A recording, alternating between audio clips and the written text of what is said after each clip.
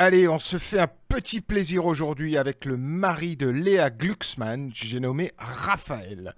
On va en apprendre une belle sur ses relations passées avec Donald Trump. Aujourd'hui, le plus testostéroné des hommes politiques mous de la Macronie était invité sur France Inter et nous allons écouter ses propos lénifiants, lui qui nous explique combien il aime la France. Juste après, on écoutera la relation de Gluglu avec Trump, raconté par l'un de ses anciens camarades repentis lorsque Glucksmann était influenceur mondialiste au service du pas très recommandable président géorgien Mikhail Saakashvili, qui est aujourd'hui en prison pour 12 ans pour abus de pouvoir, abus d'autorité, détournement dans des affaires sordides.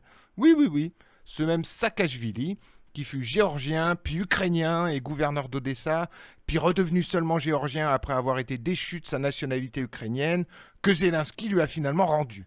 Bref, une belle brochette de personnes très recommandables dans le passé de Gluglu.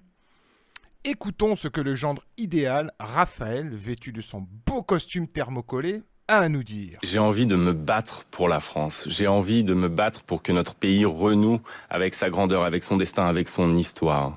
J'ai envie de me battre pour les travailleurs qui ne peinent à boucler leur fin de mois et qui ont le sentiment d'avoir été méprisés, oubliés depuis 10 ans de macronisme. J'ai envie de me battre pour que notre pays ne dépende pas du gaz et du pétrole, pour que les Françaises et les Français, quand ils vont faire le plein de leur voiture, ne soient pas dépendants des décisions de Donald Trump ou de Vladimir On va Poutine. parler de toutes ces envies et J'ai vous envie l'avez de me déjà battre. dit. Donc, Mais simplement, vous quand avez envie d'être candidat, si vous avez envie de tout ça.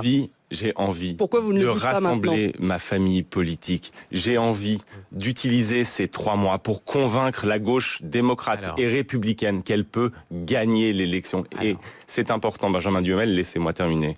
Qu'elle peut gagner l'élection et qu'elle le doit. Et notre responsabilité collective est immense, car je suis convaincu que notre espace politique est le seul qui peut battre l'extrême droite en 2027. Parce que les Françaises et les Français ne voudront pas d'un des anciens premiers ministres d'Emmanuel Macron pour la continuité de la même politique. Parce qu'ils veulent du changement avec les mêmes personnes. Ils ne voudront pas cela. Alors sur cet espace politique, simplement pour essayer de comprendre pourquoi vous vous donnez 3 mois. Qu'est-ce qui peut se passer pendant ces 3 mois et qu'est-ce qui, au fond, pourrait encore, Raphaël Glucksmann, vous empêcher d'être candidat? C'est pas une obsession de journaliste, c'est juste qu'à un moment donné, quand on veut porter ses idées et quand on dit précisément avoir envie de réformer la France, il faut incarner une candidature. Qu'est-ce qui pourrait vous empêcher d'être candidat? Ma détermination est totale.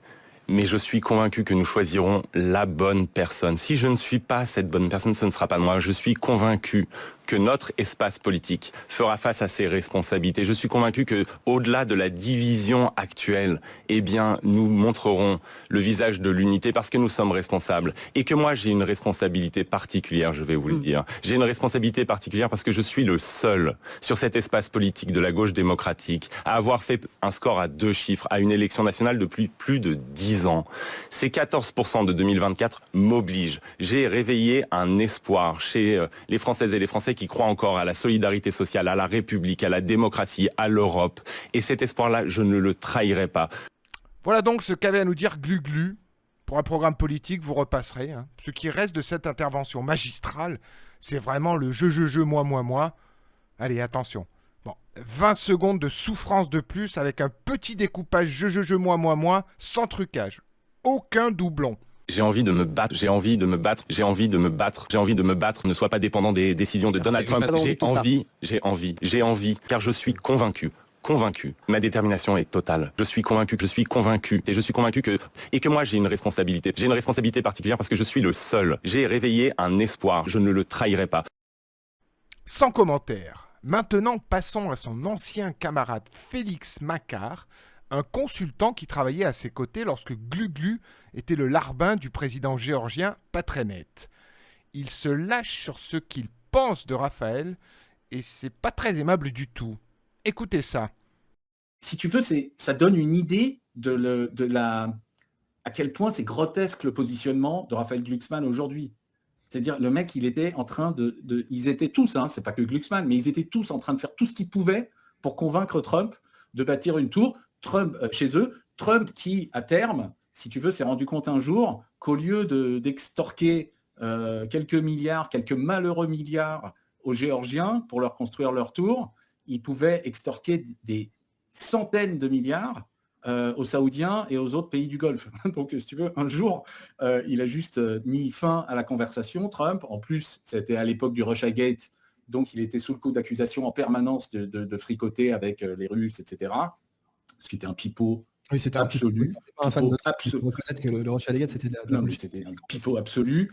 Et moi non plus, je ne suis pas un fan de Trump du tout. Mais si tu veux, quand tu regardes ça, quand tu regardes le fait que le boss de Raphaël Glucksmann, pendant des années, avec le soutien, pas parce qu'il, je ne sais pas ce qu'il en pensait, Raphaël Glucksmann, mais bon, il était le premier conseiller du mec, il était là en train d'essayer de faire en sorte en gros, d'attirer Trump. Enfin, je veux dire, tu ne peux pas aujourd'hui jouer les Saint-Nitouches au sein d'une gauche molle à 2 francs et être crédible. C'est pas crédible, c'est du cinéma.